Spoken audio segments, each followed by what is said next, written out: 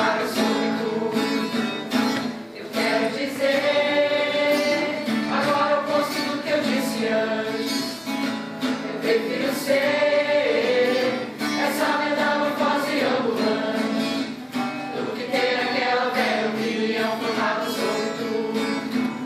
Do que ter aquela velha opinião formada sobre tudo. Bem-vindos.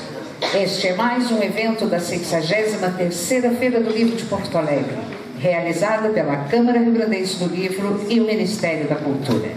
Este evento é uma parceria com a Sociedade Psicanalítica de Porto Alegre, que há mais de 20 anos faz parceria com a feira em eventos, em sarau e em palestras. Muito obrigada, e nesse recinto, por favor, lembrando, coloquem seus celulares no silencioso, e neste recinto é proibido qualquer tipo de alimento. Um bom evento, e passo a palavra à colega da SPPA, Denise, que vai dar início ao evento. Um bom evento.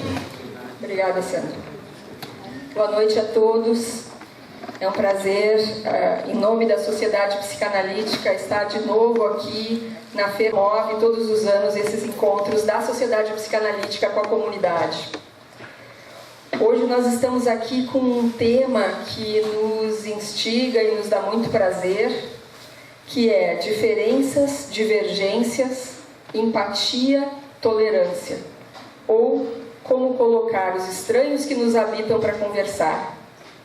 A ideia é abordar o tema das diferenças, que tem sido um tema tão debatido e tão importante nesse momento das nossas vidas, mas tentar pensar isso do ponto de vista de dentro da mente, com a colega Alice Kovacs, que está representando a Sociedade Psicanalítica e a voz da psicanálise hoje, aqui, o professor Antônio Barros de Brito, professor de literatura do Departamento de Teoria Literária da URGS, vai falar um pouco do viés da literatura, seus personagens e onde é que entra esse diferente, esse outro, esse esforço de reconhecimento das diferenças e divergências na literatura.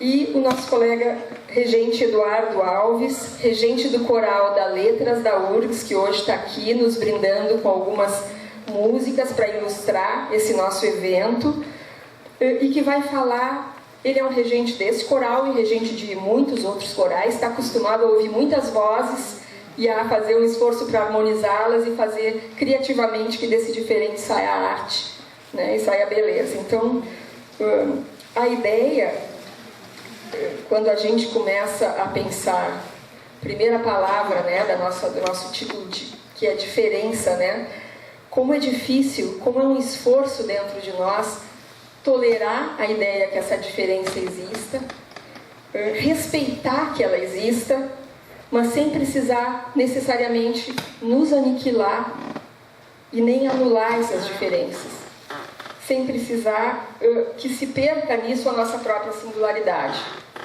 É difícil porque muitas vezes a nossa mente, as nossas certezas, elas endurecem, a nossa cabeça, as nossas ideias ficam mais duras, né? Que vontade que a gente pudesse, de alguma forma, se manter em movimento, na forma de pensar o outro, na forma de pensar o que é diferente de nós. Que vontade que a gente pudesse ser uma metamorfose ambulante, né, Eduardo?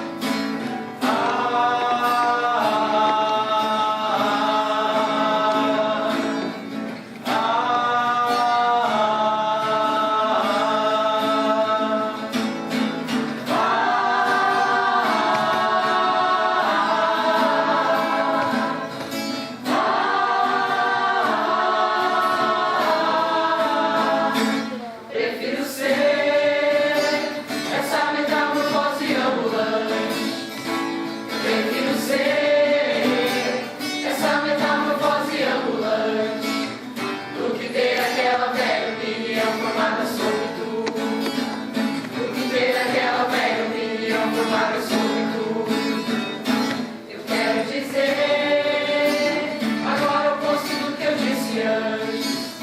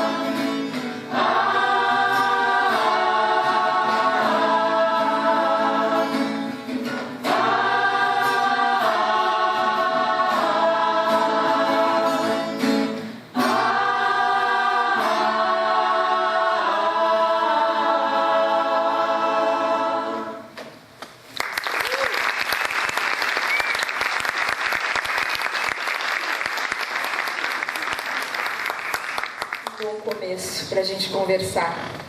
Vamos lá, então. Bom, boa noite. Primeiramente, claro, agradecer o convite da Denise, da Sociedade Psicanalítica de Porto Alegre, não só pela oportunidade de falar no evento sobre um tema que realmente sobretudo hoje, tem despertado cada vez mais interesse, não só em si próprio, mas pelo contexto mesmo, né? A necessidade de ter um pouco mais de empatia e tolerância pelas diferenças nesse contexto que o país atravessa hoje, sobretudo contexto político de muito choque, de muito conflito. Recuperar esse tema é algo bastante importante. Então, quero agradecer a Denise pela possibilidade e cumprimentar também os colegas Clarice e Eduardo. Me apresentando um pouco, eu sou, na verdade, professor de literatura na URGS, mais especificamente de teoria da literatura, e instigado, provocado pelo tema, e trouxe aqui uma contribuição muito modesta, na verdade, para tentar pensar as relações que a literatura pode estabelecer com a questão da diferença, no sentido muito geral da diferença, mas também tentando pensar nas questões que tocam a literatura e o leitor, mais especificamente. E, nesse sentido, trazer também uma contribuição com textos literários, não apenas para ilustrar e apoiar os argumentos, mas também, sobretudo, para despertar esse interesse maior da audiência, do público, para a literatura. E o meu percurso começa, na verdade, por tentar estabelecer esse espaço da literatura, tentar pensar exatamente o que é a literatura como uma espécie de singularidade, como um acontecimento, digamos, que é bastante distinto, bastante particular, bastante peculiar, e bastante diferente nesse sentido das experiências cotidianas, das experiências do dia a dia. Existe um escritor e ao mesmo tempo teórico, crítico literário, recentemente falecido, Humberto Eco, vocês devem conhecer, que em algum momento fez uma analogia entre a leitura e um bosque, como se ler um livro fosse perder-se num bosque, cheio de árvores, enfim, no qual o leitor faz uma série de percursos possíveis e ele vai percorrendo, então, portanto, esses diferentes caminhos, se perdendo, em certo sentido, e ao mesmo tempo encontrando uma saída, encontrando mais de uma saída, na verdade. E fazendo, então, portanto, escolhas desse bosque de percurso, de caminhos possíveis entre os troncos e sob as copas fechadas das árvores, ou seja, sem ter muita lucidez de onde vai o caminho levar. Então, se é assim, acho que a gente pode começar por dizer que ler qualquer livro de literatura, seja um poema, seja um romance, um conto, é de alguma maneira não estar em casa.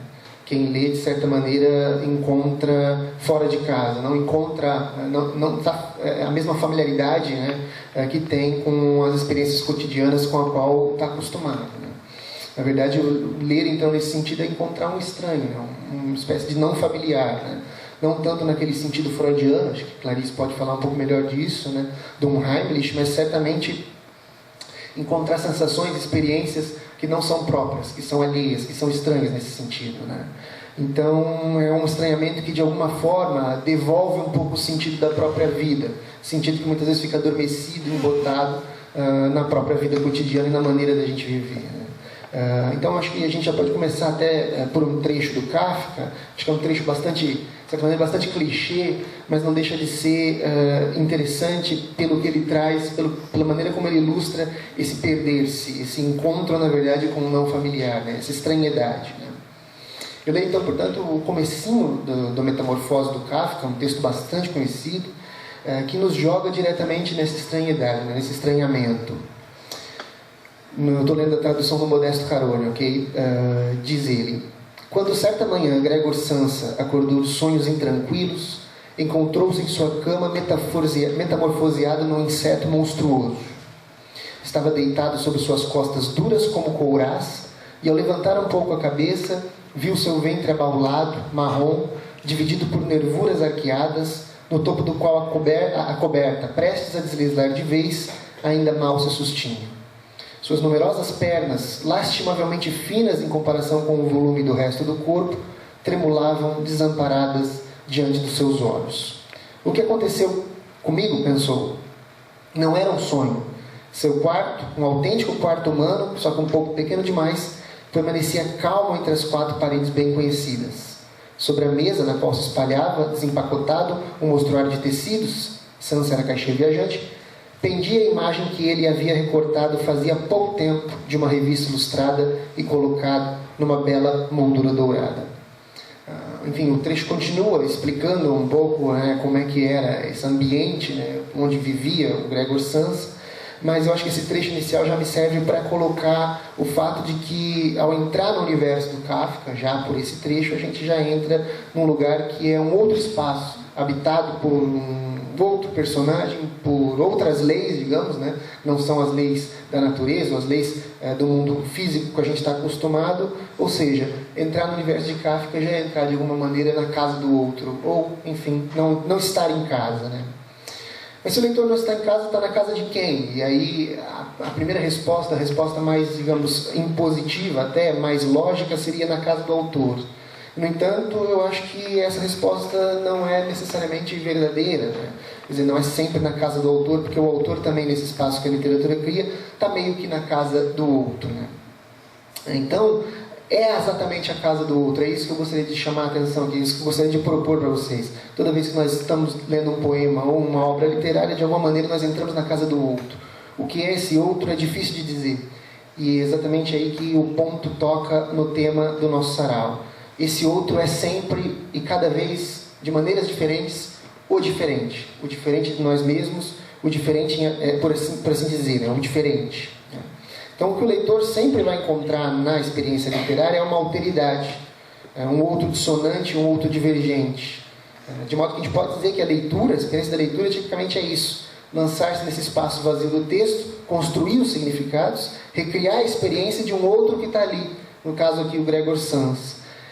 E assim, quando a gente vai lendo, a gente vai tendo uma outra experiência de mundo, uma outra experiência de como significar as coisas, de como se movimentar no espaço, e a partir disso a gente vai se perdendo de nós mesmos.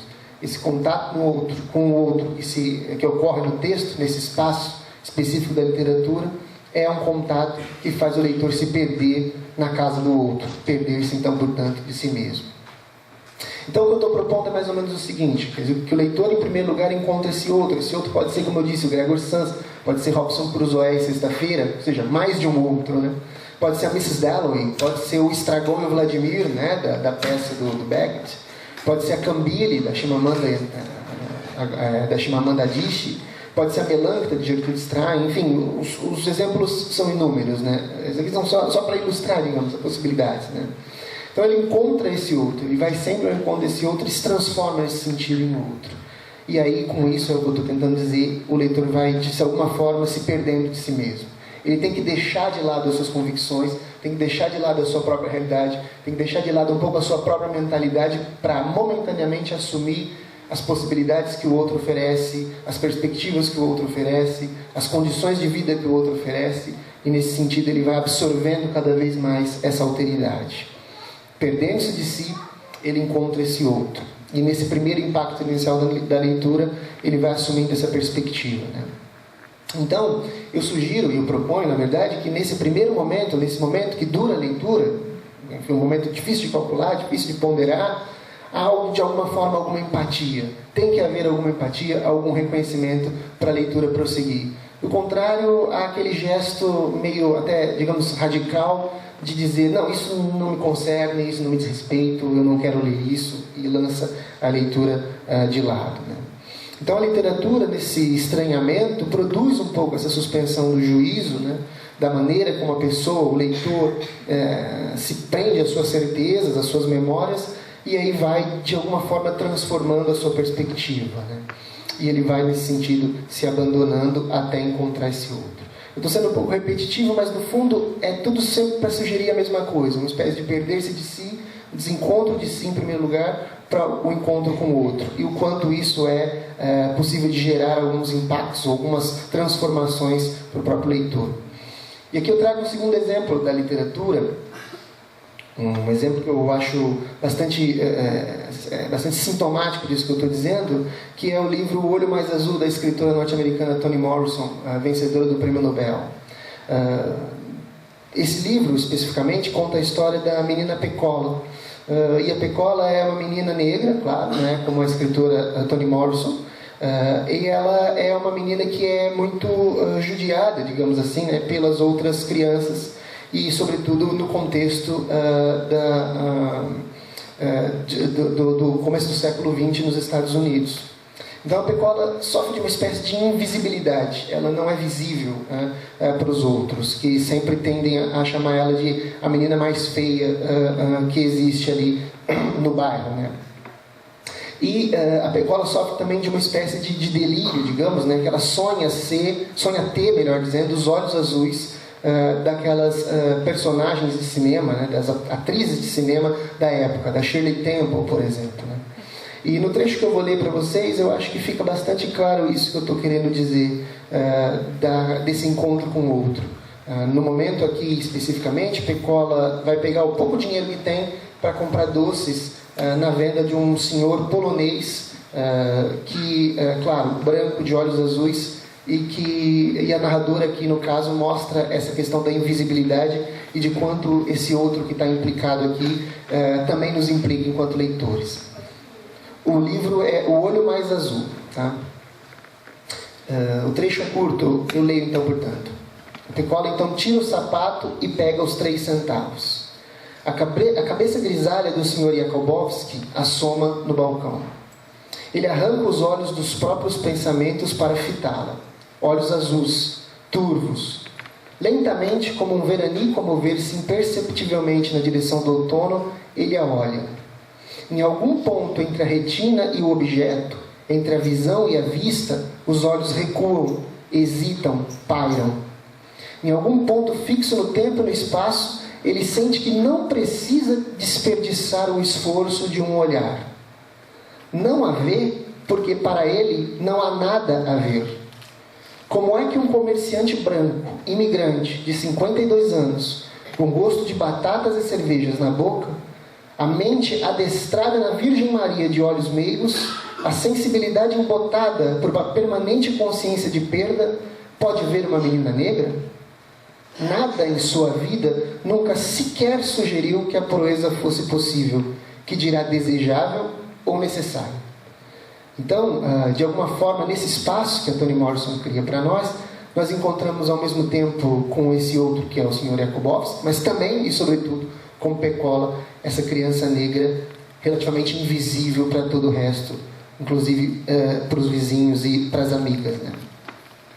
Então, novamente, e aqui já talvez entrando num território um pouco perigoso, sobretudo perto dos especialistas, mas o que eu estou querendo chamar a atenção é que há uma espécie de perturbação narcísica, no sentido de que a leitura do texto literário faz com que o leitor perca um pouco esse ideal de si próprio, porque ele tem que, de alguma forma, prestar contas e prestar reconhecimento desse outro que está na literatura. Sobretudo no caso da Toni Morrison, esse outro que muitas vezes é até invisível. Então há, de certa maneira, uma espécie de dissolução do eu. O leitor sempre se aproxima de um texto literário com a certeza do seu gosto, com a certeza das suas experiências, inclusive imbuído das suas memórias, e de repente ele se choca com esse outro de maneira tão radical que faz com que em algum momento, pelo momento que dura a leitura, que é difícil de precisar, como eu disse, ele estabeleça essa empatia, né? E é nesses momentos de empatia, então, portanto, que se afirma ou se reafirma a diversidade na literatura. O leitor, né, na sua consciência, a partir da sua razão, ele produz esse cruzamento de identidades, de possibilidades diferentes. E no intervalo da leitura, o leitor, ele se imiscui com esses outros personagens, com esses outros seres que estão aí. E apenas então, portanto, no fim da leitura, que ele se reconecta com o seu eu, né, que foi deixado momentaneamente de lado ali durante a leitura. E ali então, portanto, que ele vai reconfigurar a sua própria identidade a partir daquilo que a leitura propôs para ele. Ali ele vai, digamos, sopesar o seu eu em relação ao outro que ele acabou de conhecer, ou a experiência ali que ele acabou de reconhecer no espaço da própria literatura. Isso, não se engane, não se faz muitas vezes de uma maneira bastante tranquila, não é tranquila. Há às vezes conflitos, há às vezes resistências, há às vezes repressões. Muitas vezes o sujeito, né, sem querer abandonar o seu eu, resiste então, portanto, a esse outro que está ali na literatura e pode rejeitar, dizer, não, isso aqui é apenas mera ficção, eu vou me consolar com outras coisas. Outras vezes, pelo contrário, ele se transforma e a literatura tem, portanto, esse potencial transformador a partir da empatia. Para concluir, então, eu quero dizer para vocês que a literatura é esse espaço de cruzamento de identidades, de diferenças, esse palco de conflitos e tensões, mas também palco de empatia, de comunhão, onde a gente pode encontrar o mais impossível, o mais insólito, e a literatura dá espessura àquilo que de outro modo a própria realidade não poderia nos dar. Então a literatura, eu acho que é esse único espaço, não único, mas talvez o mais célebre, o mais profícuo, podemos dizer assim, né? Que produz esse espaço de cruzamento, de fabricar as diferenças, de nos dar as diferenças, para além daquilo que a realidade esconde até na sua perigosa reincidência. Então a literatura, ela pode nos dar a alteridade, até a alteridade impossível. Ela pode até ser o testemunho de vozes perdidas, de outros que nem sequer podem mais falar e que só podem falar por meio da literatura. E aí eu encerro então, portanto, com um trecho do Primo Levi, que foi um químico, ele era um químico italiano que foi deportado para o campo de concentração nazista, e depois, como sobrevivente, ele escreveu toda uma literatura entre dos livros, entre os quais talvez o mais célebre é este, o É Isto um Homem, né? Livros nos quais ele narra, ele reconta a experiência, a memória do campo de concentração. E num determinado momento, ele narra com bastante força um momento em que há uma seleção no campo de concentração, em que os judeus eles vão ser separados em duas filas, né? A fila da direita sobrevive, a fila da esquerda vai para o crematório ou, enfim, para as câmaras de gás, né? Estão, portanto, sentenciados à morte. E aqueles que são sentenciados, eles recebem uma ração dupla. Então é nesse momento que eu passo a contar aqui e a ler. Esse trecho é um pouquinho mais longo, mas vale a pena. Em nosso bloco, a seleção já acabou. Continuam nos outros, de modo que ainda estamos trancados aqui. Já que, porém, os panelões de sopa chegaram, o chefe do bloco resolve providenciar a distribuição. Os selecionados receberão ração dupla. Nunca soube se isso era devido a uma iniciativa estranhamente piedosa dos chefes de bloco ou uma ordem expressa dos SS. Mas, de fato, durante o intervalo entre a seleção e a partida, 2, 3 dias, às vezes muito mais, as vítimas em Monowitz e Auschwitz gozavam desse privilégio. Ziegler apresenta a gamela. Recebe a ração normal e continua à espera. "Que é que queres ainda?" pergunta o chefe do bloco. Não lhe consta que Ziegler faça jus ao suplemento. Manda-o embora de um empurrão. Mas Ziegler volta e insiste humilde. Foi destinado à esquerda. Sim, todo mundo viu. Por que o chefe não consulta as fichas? Ziegler tem direito à dupla ração. Ele a recebe e, quieto, vai ao seu beliche para comê-la. Agora todo mundo está raspando com a colher o fundo da gamela para aproveitar as últimas partículas de sopa. Daí, uma barulheira metálica indicando que o dia acabou. Pouco a pouco faz silêncio. Do meu beliche, no terceiro andar, vejo e ouço o velho Kuhn rezando em voz alta, com o boné na mão, meneando o busto violentamente. Kuhn agradece a Deus porque não foi escolhido. Insensato. Não vê na cama ao lado Beppo, o grego, que tem 20 anos e depois de amanhã irá para o gás, e bem sabe disso, e fica deitado olhando fixamente para a lâmpada, sem falar nem pensar? Não sabe, Kuhn, que da próxima vez será a sua vez? Não compreende que aconteceu hoje uma abominação, que nenhuma reza propiciatória, nenhum perdão, nenhuma expiação, nada que o homem possa fazer, chegará nunca a reparar? Se eu fosse Deus, cuspiria fora a reza de Kuhn. Isso tudo, então, portanto, para dizer que a diferença que a literatura abre para a gente pode nos transformar. Ou não, né? A gente pode resistir a ela. Mas é uma diferença diante da qual nós não podemos ficar nunca indiferentes. Obrigado.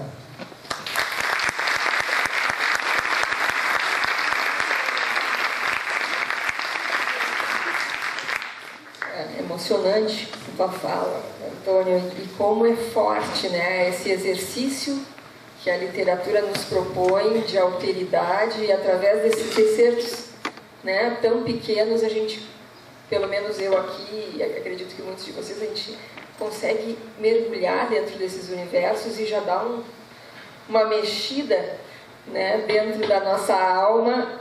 E que bonito pensar isso. Nós estávamos nessa mesa nessa mesma sala hoje à tarde com uma educadora dinamarquesa falando de educação de crianças e falando do exercício da narrativa como um elemento importante na educação das crianças e como é uma semente, através da literatura, um exercício indireto de abrir espaço na mente para a alteridade e para a experiência criativa, porque gera um novo eu a partir do que é lido. Eu agora queria passar para o regente Eduardo, que vai fazer a sua fala aí a partir das vozes da música.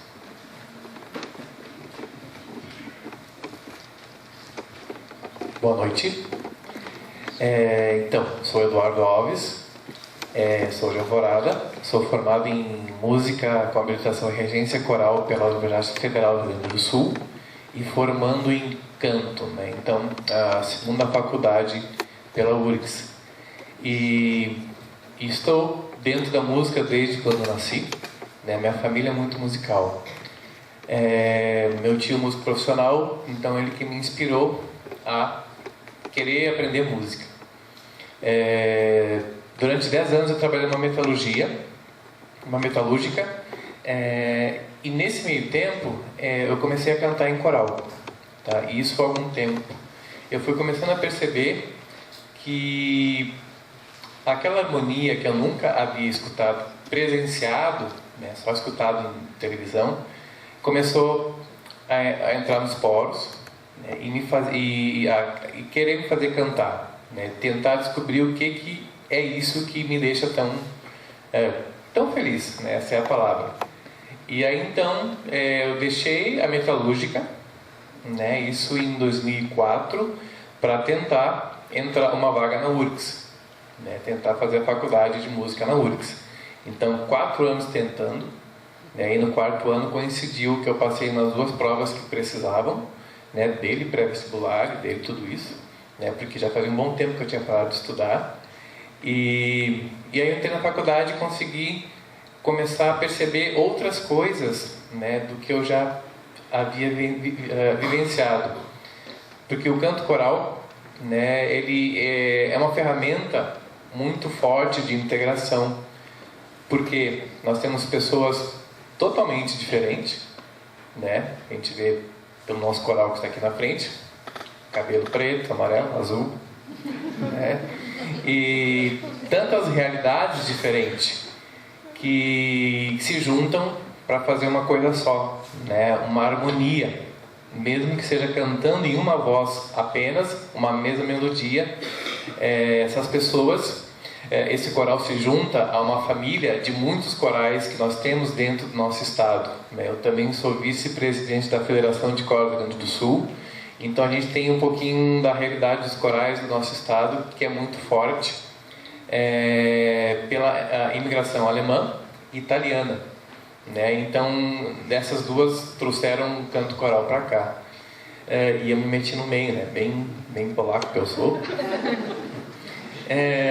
Então essa diferença que todas as vozes têm, que é reflexo também das vezes da nossa personalidade, isso traz para dentro do coral uma harmonia, um resultado sonoro muito interessante, né? Que fica com a identidade do coral, né? Nós, o Coral da Letras, nós temos a identidade, que essa é a nossa estreia mundial hoje, né? Fora da universidade, que nós reiniciamos.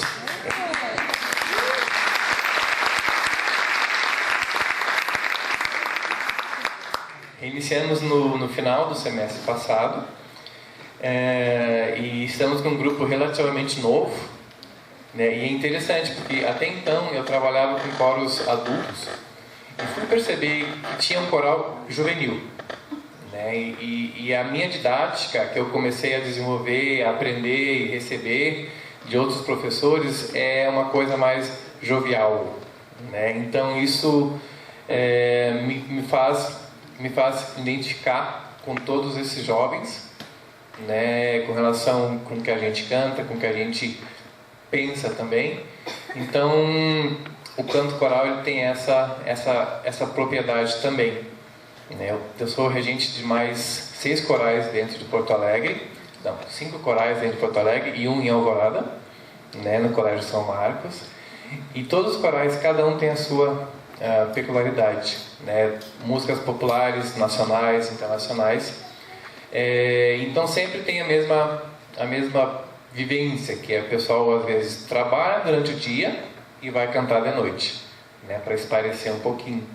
E a música, a gente sabe que ela faz isso, né? Ela nos leva para a casa do outro, por exemplo, né, para um outro lugar. Não importa o tipo de música, não importa o gosto musical, ela pode nos influenciar de alguma forma, né? Aí a questão de bom gosto já é outra coisa, né? Mas o canto coral, ele tem, como é que se diz?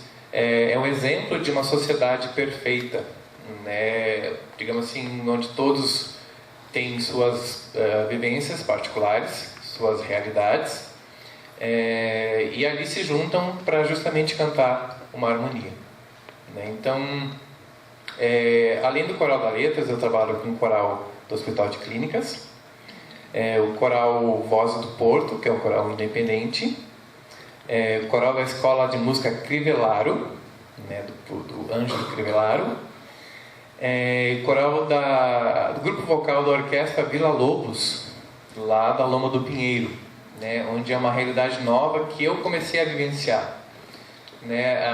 O projeto da Orquestra Vila Lobos é dentro da MAPA, né, onde tira ou dá a opção, dá possibilidades para esses jovens, né, dar uma outra realidade, né, dar um outro caminho. E se cria muitos músicos, né, esse projeto se cria muitos músicos dando novas opções. Então por exemplo, através da música tem jovens que saem, não saem do bairro, mas estão fazendo mestrado na Alemanha, né, de flauta, né, pessoas que estão entrando nas orquestras aqui de Porto Alegre, na orquestra da OSPA, na escolinha da OSPA, e outras orquestras também que existem dentro da nossa cidade, né? Então, um projeto muito legal, e eu entrei para trabalhar com o grupo vocal Vila Lobos, né? E eu comecei a vivenciar uma realidade diferente, muito legal, né? Também porque a diferença às vezes me faz pensar em outros artifícios que eu tenho que conhecer, que eu tenho que buscar dentro da universidade, fora. Hoje tem YouTube com outras dinâmicas de ensaio, outras dinâmicas de outras músicas que tu pode utilizar também para fazer a integração do pessoal. Então o canto coral, ele tem essa é uma ferramenta muito forte de integração, né? Inclusive nós podemos cantar todo mundo aqui para a gente fazer uma coisa só. Vocês topam? Não, né? Tá, tudo bem assim?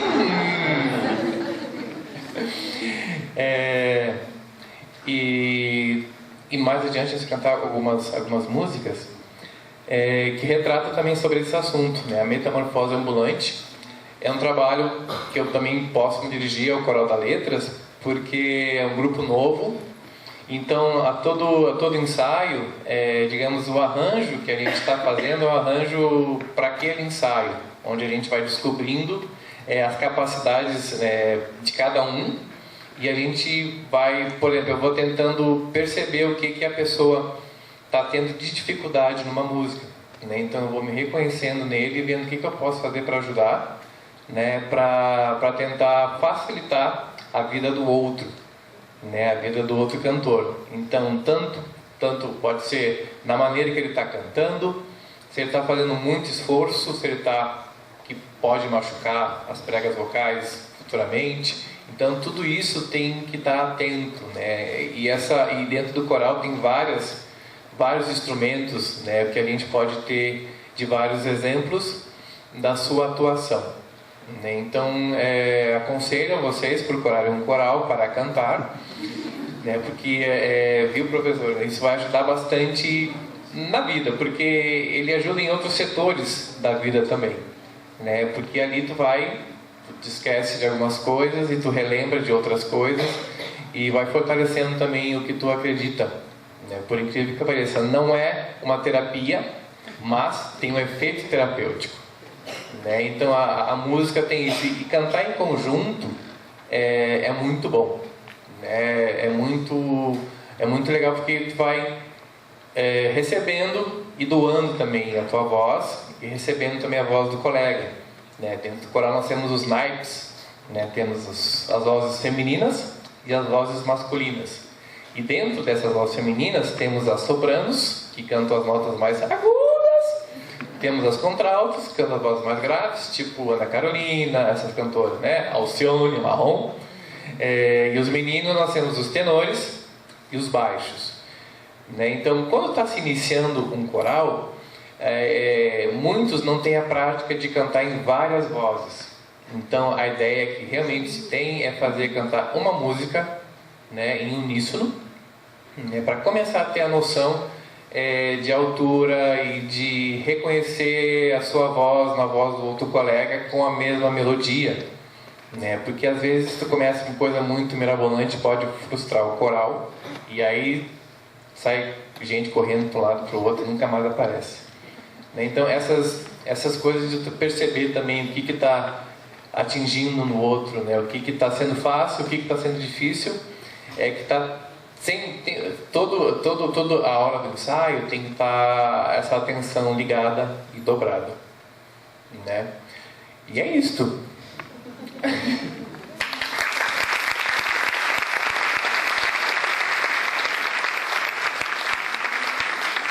Obrigada, Eduardo. É interessante porque através dessa metáfora do coral, que tu conseguisse nos descrever, né, nessa delicadeza do trabalho e das emoções e das experiências de buscar o diferente, de integrar o diferente.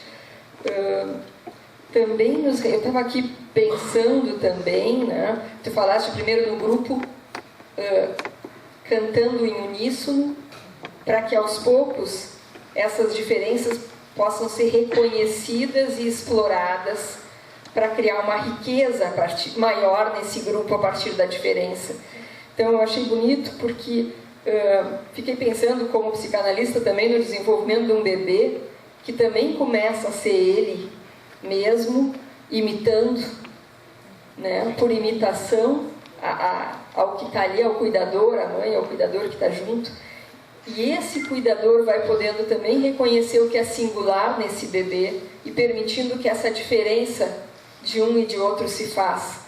Que essa mistura inicial mãe-bebê vá se desfazendo e a singularidade do outro apareça. Tu falaste do coral, eu fiquei com uma sensação aqui de isso continua, né? Porque para a gente aprender uma música, eu tenho que cantar, eu tenho que dar um exemplo bom, né, para que eles possam reproduzir. Que muitas vezes a imitação, né, pode ajudar, né, ou pode também piorar. Por isso que tem que ter um exemplo bom vocal como ponto de partida. Um ponto de partida, e aí essa imitação, o pessoal começa a aprender a música, repete e assim vai indo, né? O igual e o diferente brincando para poder criar, né, para poder se criar algo novo.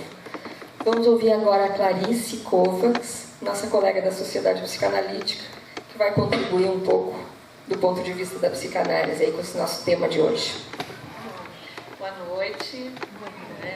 Quero cumprimentar a Denise, o Antônio, o Eduardo. Está sendo uma satisfação participar dessa atividade e eu espero contribuir para essa noite. Então, assim, eu sou psiquiatra, fiz formação psicanalítica, gosto muito de literatura, de ler, de escrever. Então, eu vou começar com a minha paixão mais antiga, que é a literatura, e lembrando do Júlio Verne, tá? Que em 1873 ele escreveu A Volta ao Mundo em 80 Dias, o que na época era uma façanha inacreditável, né? Essa volta ao mundo em 80 dias. Quase 100 anos depois, o Júlio Cortázar, outro Júlio genial, escreveu A Volta ao Dia em 80 Mundos, que são assim 2 pequenos volumes com crônicas, com poemas, fotos, desenhos, observações assim das mais diversas e colocadas de um modo aleatório, muito interessante. E eu achei esse título assim maravilhoso, né? E na minha prática clínica, no consultório, eu me lembro sempre desse título, porque, claro, eu não atendo 80 pacientes por dia, né? Por o meu bem, por o bem dos pacientes, da minha família, mas são vários pacientes e eu tenho essa sensação assim que cada um é um mundo, é um universo que se abre e eles também trazem outras pessoas, né? Que também são outros mundos, então são várias viagens que eu acabo fazendo na vida de outras pessoas e no mundo, nesse universo que é cada um, né, ao longo do dia. E sempre, apesar do atendimento ser em português, assim, é como se fosse uma outra linguagem que eu tenho que aprender, uma pessoa assim com outras crenças, com outros hábitos, com outro jeito de pensar. Então é um aprendizado e ao mesmo tempo é uma proposta assim de tradução, porque o que eu acabo tendo que fazer é traduzir para a pessoa algo que ela está dizendo, mas que ela ainda não entendeu, né? Então é esse o exercício. E claro que isso também acaba fazendo com que eu descubra coisas em mim, porque é sempre novo, né? O que essa pessoa desperta em mim? Como é que ela responde ao que eu digo? Né? Então isso vai criando assim uma tessitura que é única para cada dupla, né? De terapeuta, analista e paciente. Bom, isso aí nos remete a uma questão assim antiga. O que é uma pessoa? Né? Claro que se a gente vai procurar no dicionário, uma pessoa vai se referir assim ao senso de self, à consciência de si mesma. Mas, no entanto, o self não é a mesma coisa que essa expressão assim, pessoa, né? Porque a gente tem um senso consciente de quem a gente é, de quem nós somos. Mas, com frequência, nessa nossa consciência, ficam de fora os aspectos que a gente não gosta. Aspectos que a gente se envergonha ou que a gente acha que não são bons, não são adequados, né? A gente acaba deixando de fora. E, em muitos casos, a gente também deixa de fora qualidades que a gente não percebe. Então, cada pessoa vai, da maneira assim como eu vejo, né? Estou dando um viés psicanalítico, né? Cada pessoa vai desenvolver um repertório de defesas assim, que vão reprimir, renegar, banir da consciência, de alguma maneira barrar, né, do pensamento esses aspectos indesejáveis de cada um de nós. Inveja, arrogância, teimosia, né? Eu não sei se vocês já notaram, mas isso está sempre nos outros, não está na gente, né? E algumas vezes também, né, todos conhecemos assim, situações onde os aspectos bons parecem que estão sempre nos outros. A beleza, a bondade, o talento, né, é como se existisse nos outros e não em nós. Tem um psiquiatra norte-americano, Glenn Gabbard, que é psiquiatra e psicanalista, que inclusive vai estar no ano que vem aqui em Porto Alegre, numa jornada de psiquiatria do CELV. E ele diz assim uma coisa interessante, que nós somos mestres do auto-engano e que a maioria de nós não se conhece muito bem. Né? Então, eu estava me lembrando que não é à toa que a gente diz assim, né, o fulano não se enxerga. Ou a versão gaúcha, assim, mais belicosa, é tu não te enxerga. Né? Outras expressões assim, equivalentes é aquilo, fulano não sabe o que faz. E o mais atual é um sem noção. Porque o sem noção é sem noção do quê, né?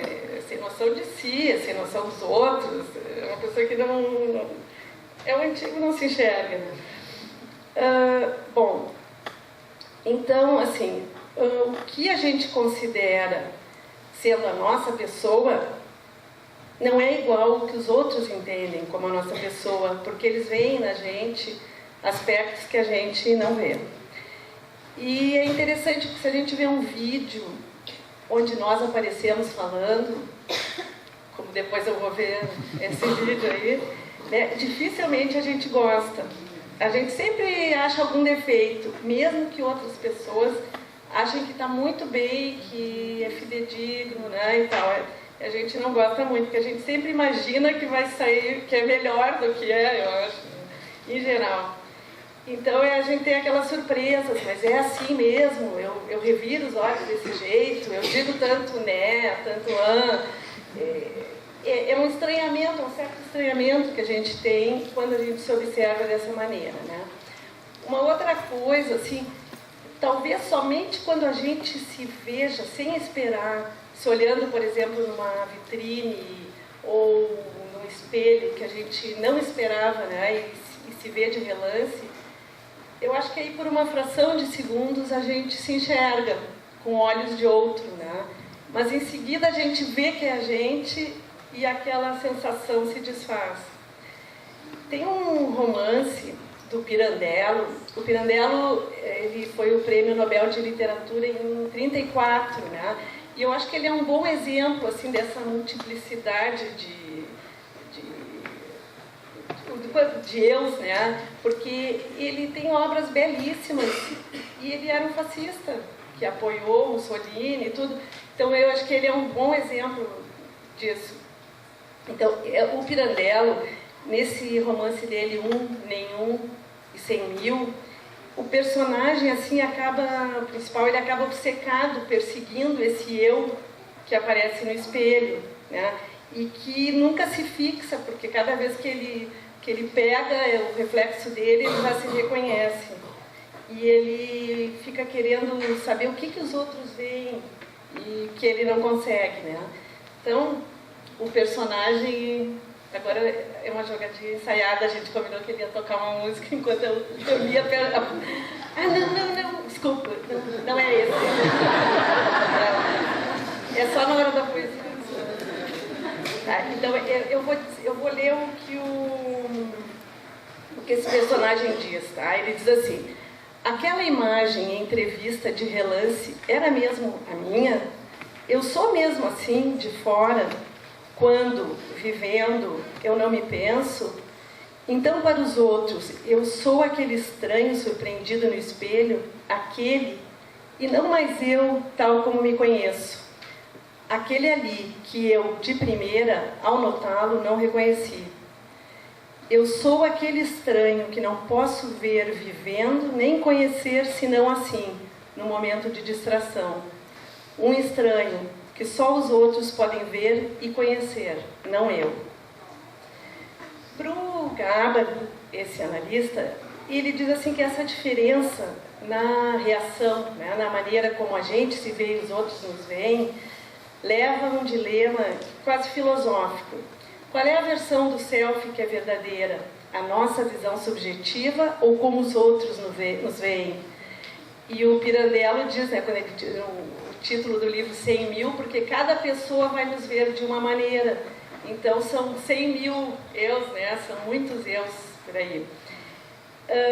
E na verdade nenhuma das respostas é correta, porque nós não podemos ver como os outros nos veem, mas os outros também não conseguem saber na totalidade como é que é estar dentro da nossa pele. Então, né, é sempre um exercício de tentar chegar perto. Bom, então assim, no tratamento psicanalítico, psicoterapêutico, a ideia é que o terapeuta possa ver essas dimensões do paciente que ele não consegue ver, ou que ele tem dificuldade de ver, que estão atrapalhando a vida dele, as relações, e tente mostrar ou contar para ele da maneira mais, com muito tato, da maneira mais respeitosa possível, que cause o mínimo de dor, né? Porque é sempre doloroso a gente tomar contato com coisas que a gente não gosta da gente, e dessa maneira ir ampliando a consciência e trazendo uma possibilidade de lidar de uma maneira diferente, né, com isso. Então, em relação a isso, a essa multiplicidade, é interessante porque a gente se comporta diferentemente quando está sozinho ou em grupo, né? Algumas figuras, de repente, evocam na gente determinados comportamentos, por exemplo, um chefe pode provocar algum tipo de reação na gente que um colega, um amigo não provocaria. Algumas pessoas acionam a gente a se exibir, outros nos acionam a serem mais carinhosos. Então, são vários aspectos da gente que também afloram dependendo do estímulo, né? A cultura também é um ponto importante. Por exemplo, nos Estados Unidos é valorizado aquele tipo assim do lobo solitário, o self-made man, o durão, né? E isso já vamos dizer, na Ásia não é a mesma coisa. Esse é um tipo de pessoa que não é tão valorizado, porque tem uma cultura de estimular a interdependência, né? As coisas da sociedade, um grupo. Então, assim, a gente considera que as pessoas, elas se defendem, né, de uma maneira, usando um repertório que é próprio de cada um, que vai se repetindo ao longo da vida, a maneira de lidar, especialmente na relação com os outros. São maneiras que são internalizadas na infância e que vão ser repetidas automaticamente ao longo da vida, né? Agora eu vou citar um boxeador para mudar um pouquinho o foco, mas assim, é o Joe Louis, mas ele disse uma frase muito interessante que o Philip Roth, que é um autor que eu gosto muito também, depois repetiu. O Joe Louis, assim, na velhice dele, ele disse assim: eu fiz o melhor que pude com aquilo que eu tinha. E eu acredito que é isso que cada um de nós faz na vida. A gente faz o que pode, do jeito que dá, né? E num tratamento psicanalítico, a ideia é que a pessoa possa lidar com esses aspectos simultaneamente estranhos e familiares, né, que nos habitam, e encontrar uma maneira de colocá-los para conversar, para poder tentar achar um jeito melhor, né, de lidar com eles. Então, esse dilema é muito antigo. Por isso, eu vou agora ler uma poesia de 1500, mais ou menos 1500 e pouco, do poeta português Sá Miranda. Tá? Ele escreveu assim: comigo me desavinho, sou posto em todo perigo. Não posso viver comigo, nem posso fugir de mim. Com dor da gente fugia, antes que essa assim crescesse. Agora já fugiria de mim, se de mim pudesse. Que meio espero ou que fim do vão trabalho que sigo, pois que trago a mim comigo, tamanho inimigo de mim.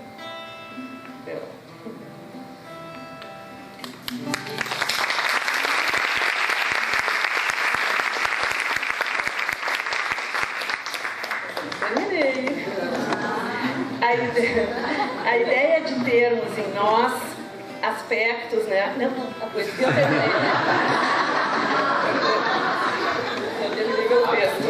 Bom, mas estava muito bonito. Obrigada, Ana. A ideia de termos em nós, né, então, aspectos que desconhecemos ou rechaçamos, mas que se fazem presentes, interferem e influenciam toda a nossa vida, me fez lembrar uma outra peça, do Pirandello, que se chama assim, 6 personagens em busca de um autor, que é assim, maravilhosa, recomendo muito, tá? Porque se trata assim, é um ensaio de uma peça onde de repente rompem no palco 6 personagens que eles exigem que a vida deles, que o drama deles seja encenado.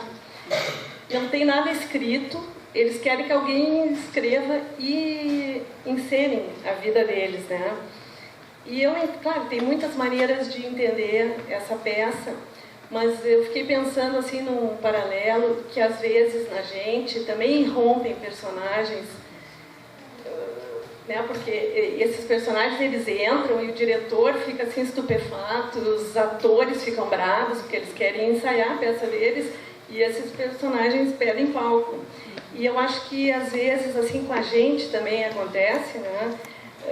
De aparecer surgir no nosso palco personagens como, por exemplo, uma mãe fria ou amorosa, um pai cruel ou protetor, uma criança desamparada, invejosa, um furioso, né? Alguém furioso, com ideias homicidas, uma avó bondosa e assim por diante.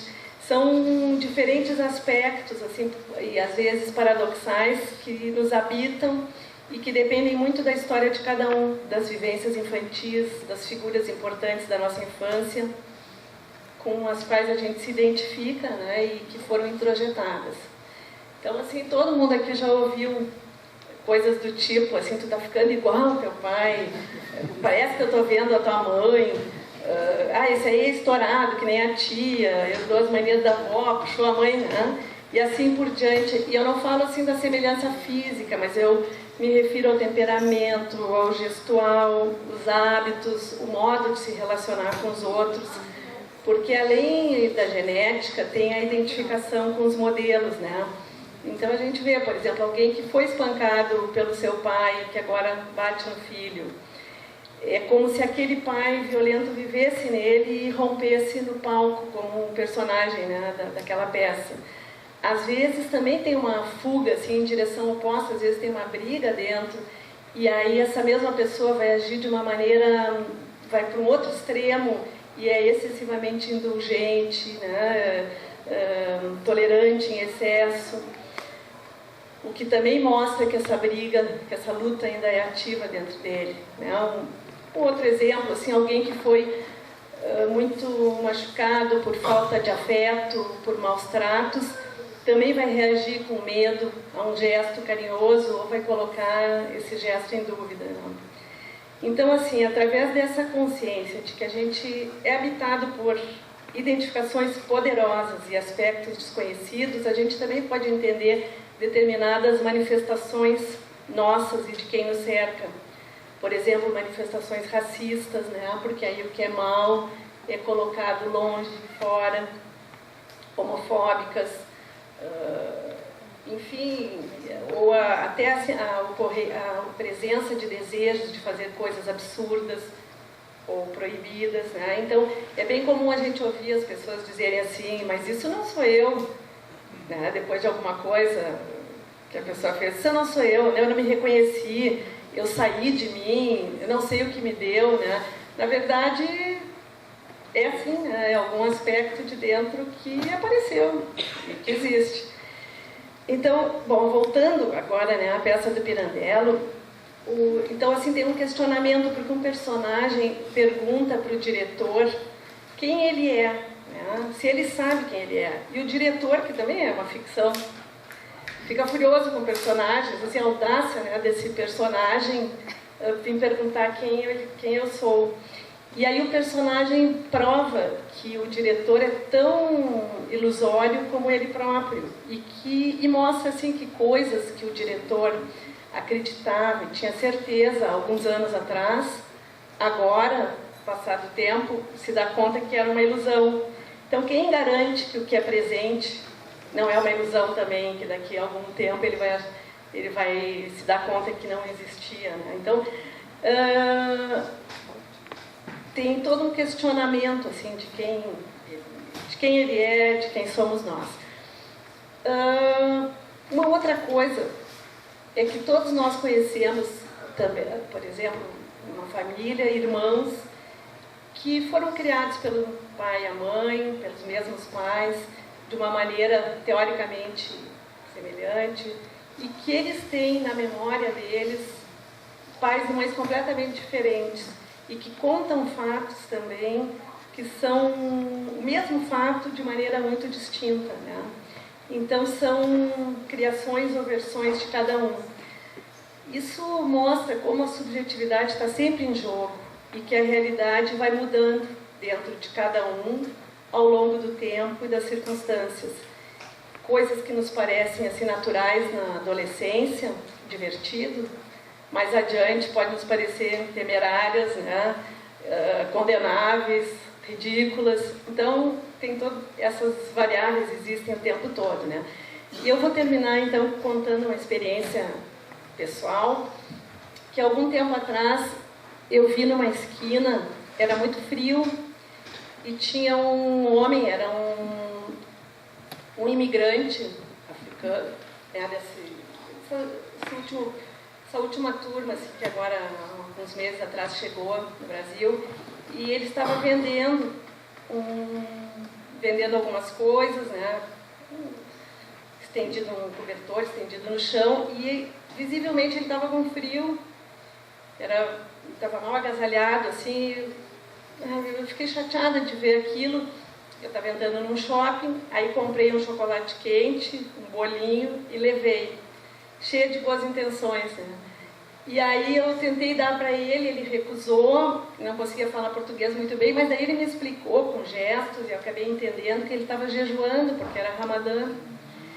E aí eu dei meia volta, né, com aquilo assim meio constrangida, e aí eu fiquei pensando que interessante, né, porque o que eu tinha visto era a mim. Eu me imaginei que se eu estivesse numa esquina, assim, com frio, parada, né, horas a fio, que eu ia adorar tomar uma coisa quente, comer uma coisinha.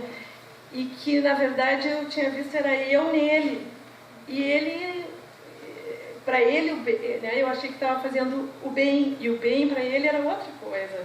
Né, ele realmente não era aquilo que ele precisava. Então, eu acho que isso é muito interessante, é emblemático, como é difícil, né, como tem encontros e desencontros da gente com a gente mesmo e com o outro.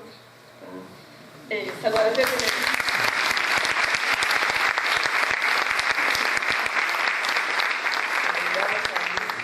Também existe uma necessidade de se poder permitir divergir desse diferente, sem que precise para isso se opor ou se tomar de ódio, mas que essas diferenças também muitas vezes possam se contrapor, discutir e poderem ser respeitadas, mesmo que às vezes não compreendidas, e às vezes esse é o limite.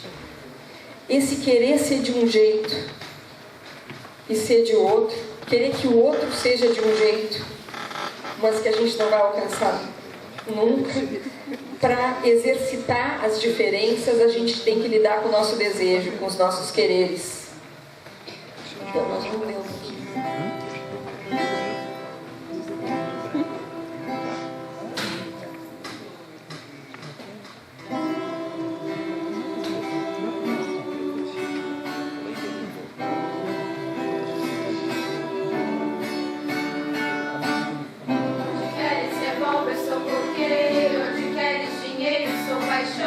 Onde queres descanso, sou desejo. Onde sou só desejo, queres não. E onde não queres nada, nada falta. E onde voas bem alto, eu sou o chão. E onde pisas no chão, minha alma salta.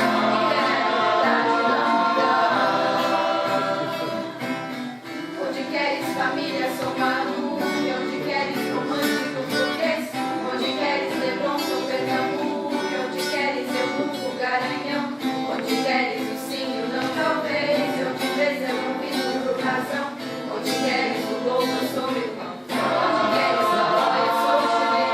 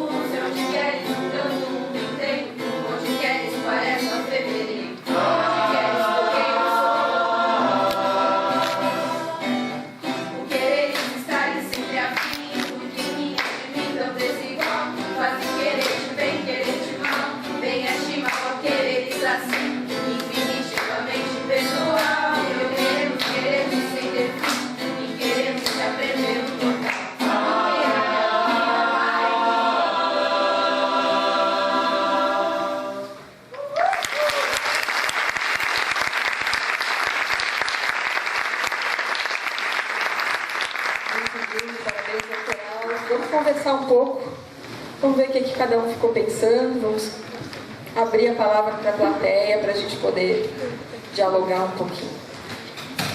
Ideias foram surgindo aí a partir desses diferentes pontos de vista e de pensar aí, né, sobre as diferenças tão ricas que a gente pôde ver hoje.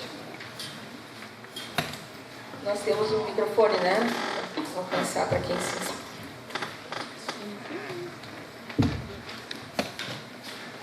Boa noite. Sempre que eu penso diferente, imediatamente eu penso também que se não existe uma matriz única, onde todos são iguais, uma matriz única que todos devem respeitar. Existe essa matriz única onde ninguém é diferente? Obrigado. Claro. Vamos ouvir algumas e daí a gente deixa circular mais tempo o pessoal falando ali. José. Depois do abraço. Bom, eu primeiro queria parabenizar a organização dessa atividade e acho que toda a atmosfera está dada na escolha musical. Dá para ver que não foi uma escolha ao acaso, certamente. Assim, as músicas até agora que foram tocadas foram músicas...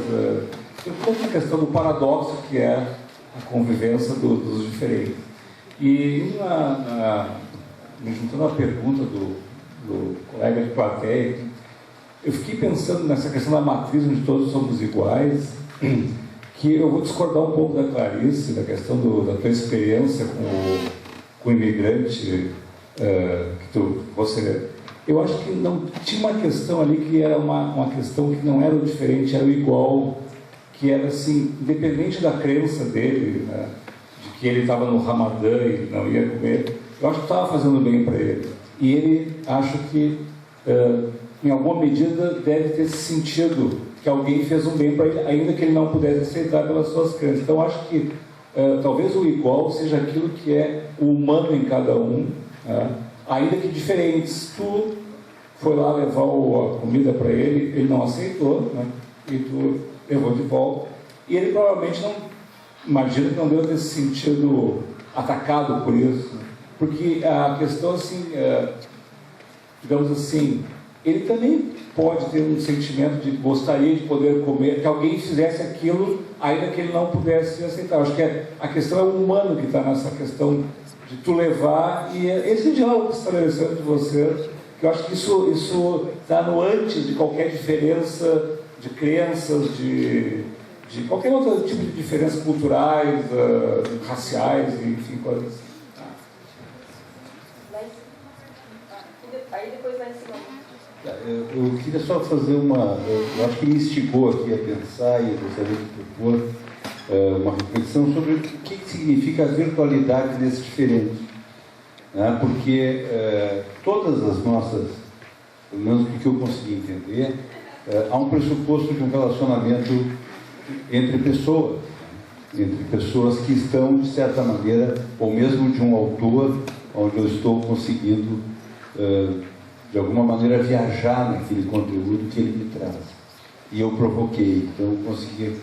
Agora, nós vivemos um momento em que a virtualidade, as redes, estão a provocar uma desindividualização, quer dizer, todo mundo pode fazer o que quer na rede, as agressões se tornam, de certa forma, o indivíduo já não vê o outro, porque ele prefere agredir antes de pretender entender aquele outro no que está, ou no que fez, ou o que significa para ele. Então, a minha provocação nessa condição das diferenças é como é que a gente consegue realmente vivenciar diferenças em ambientes virtuais tão pulverizados e tão neutros de humano. Né? Alguém lá em cima pediu a ordem, né? Uma moça de preto.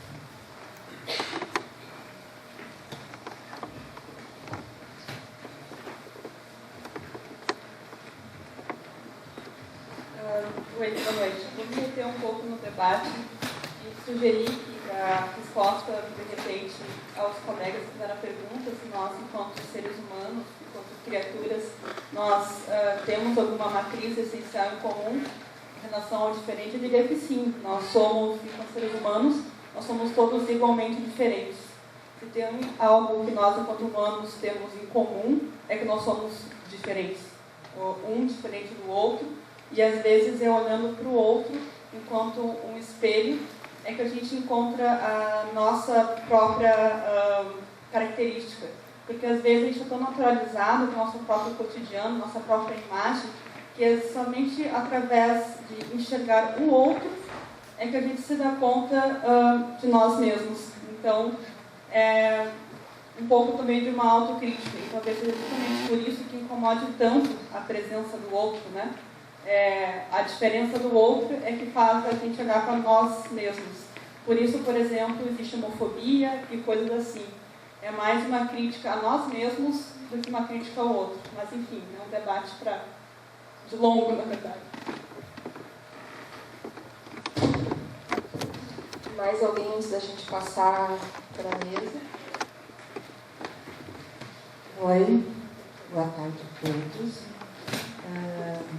Eu só tenho uma coisa que eu acho que nem é pergunta, só o que mais me emocionou, assim, me emociona, é ver as pessoas participar. A participação, mesmo sendo diferente, porque a gente não vê o diferente, a gente vê um todo. E hoje, assim, ó, dessa feira, que eu adoro participar de tudo, não só na feira, esses jovens, esses professores, olha, gente, aí as pessoas dizem assim, ó, desculpa a emoção, o jovem não tem jeito.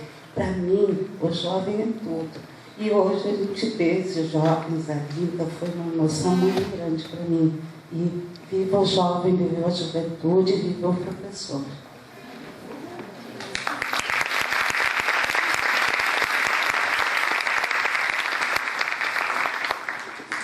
Boa noite a todos. Fui o último a pegar esse bastão. A moça passou o bastão, não é uma corrida. Bom, é uma satisfação estar presente e vivenciar esse momento com vocês aqui. Sou bastante contente. Ela falou em jovens, eu sou um jovem também. Todos nós somos jovens. E eu também, como vocês aqui, tenho muitas preocupações. O psicólogo ali falou, problema, e foi uma pergunta de um aqui, ouvinte como eu, e se preocupou com essa unidade. Essa unidade, eu acho que não é muito fácil. Torre de Babel é um exemplo, né? Uns acreditam que ouve, não ouve, ator, tal, que ouve as várias línguas. Hoje nós não conseguimos falar, muitos tentaram falar através de símbolos e tal, fazer uma mesma língua, é difícil. Eu, quando jovem, tinha um professor meu que gostava muito do Esperanto, e ele falava Esperanto, eu digo, foi Esperanto, e praticamente não se fala mais em Esperanto. Hoje o pessoal, todo busca um segundo idioma, e eu estou sincero, eu digo assim, eu fico triste, porque todo mundo busca um segundo idioma, e de um modo geral, é o inglês. Não sou contra o inglês, eu acho que isso é um espetáculo. O cara fala americano, pode falar inglês, tem inglês, tem Inglaterra, inglês, americano. Mas, eu digo assim, uma segunda língua do brasileiro deveria ser, e eu estou lutando por isso, deveria ser o espanhol, gente. Porque, não, fala no gaúcho, o gaúcho, numa outra sala assisti sobre o gaúcho, eu não quero me prolongar muito, mas depois eu gostaria de falar, principalmente com a mesa e com outras pessoas. Eu fiquei tão encantado com isso, que eu pedi uma cópia de tudo que foi falado aqui, porque isso nós estamos levando para um projeto de integração cultural, Brasil, Uruguai, Argentina e Chile e Paraguai, que desenvolveu o Mercosul. Eu aqui estou com um pouquinho do Banrisul, mas não sou garoto de propaganda deles. Muito obrigado e parabéns para vocês. Eu aplaudo vocês com as duas mãos, saltando bastão. Eu queria perguntar, o nosso tempo está terminando, queria perguntar para a Sandra, temos uma música e resposta ou só uma música, Sandra?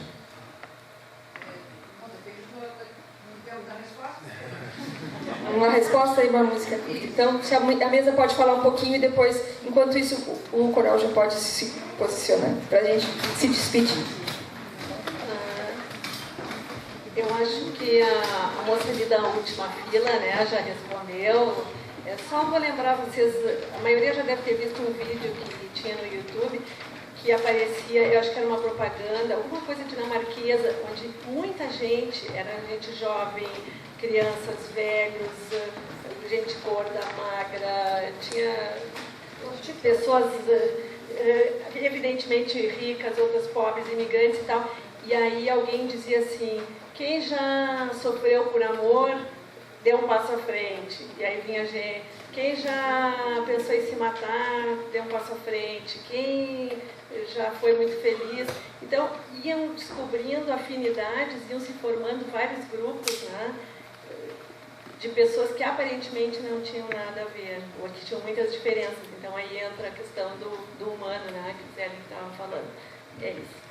Eu também, se eu puder me referir a primeira pergunta especificamente, eu acho que eu responderia, para ser bem sucinto, que a igualdade é o princípio e não o processo. Não é o resultado de um processo, ela é o princípio.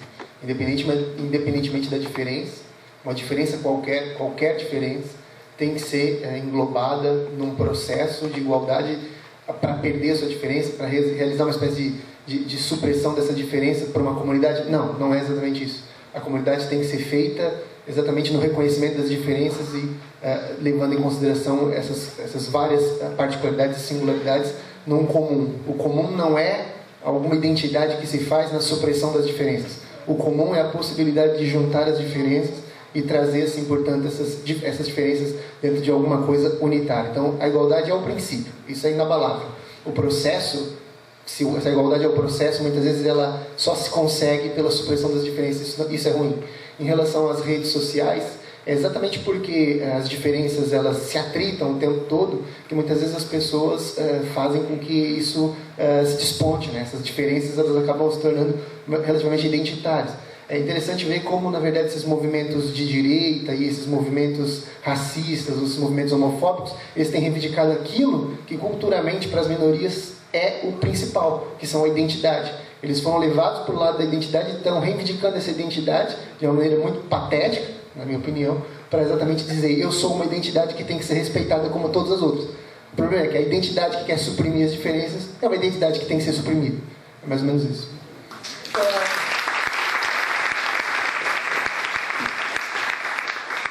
O exercício, hoje a gente está lidando aqui com o tempo e com o limite, e para realmente a gente poder se aproximar e levar em conta a diferença, a gente precisa de tempo, a gente precisa de proximidade e uma disposição interna para poder realmente conhecer e ver e se ver nesse outro. Um jeito de exercitar a empatia também é poder imaginar o que esse outro tão diferente de mim sonha. O que esse outro tão diferente de mim sente, deseja.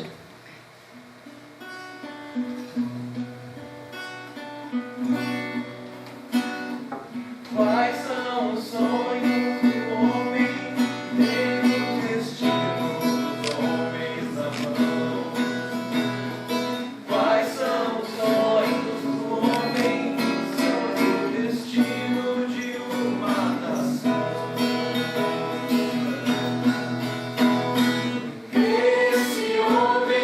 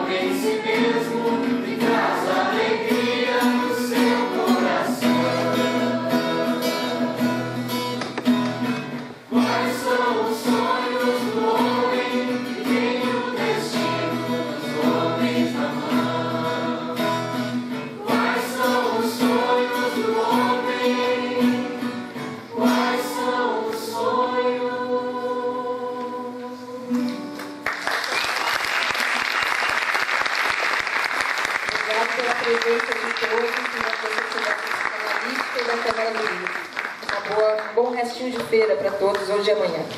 Prefiro ser essa metamorfose.